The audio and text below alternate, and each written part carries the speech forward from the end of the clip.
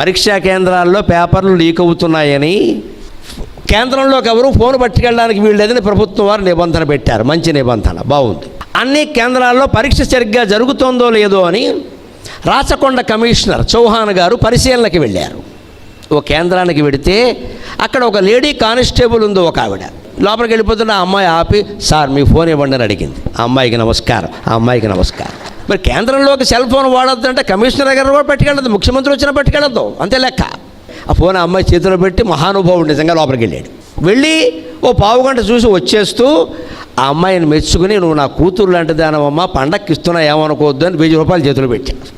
నేను గిఫ్ట్ కింద ఇస్తున్నానమ్మా, మా అమ్మాయి లాంటి దానివి. అమ్మాయి మొహమాట పడింది, ఏదో నా డ్యూటీ కాదమ్మా, ఇలాగే ఉండాలి, డిపార్ట్మెంట్ అంతా ఇలాగే ఉండాలి, నీలాంటి వాళ్ళు మా డిపార్ట్మెంట్లో ఉంటే డిపార్ట్మెంట్ గౌరవం పెరుగుతుందని చెప్పాడు. అక్కడే ప్రకటించాడు పత్రికల వాళ్ళు ఉండగా, త్వరలోనే ఈ అమ్మాయికి పోలీస్ డిపార్ట్మెంట్లో అవార్డు ఇవ్వబోతున్నామని. ఇది ఖచ్చితంగా ఉంది. ధర్మరక్షణ అంటే అంతే.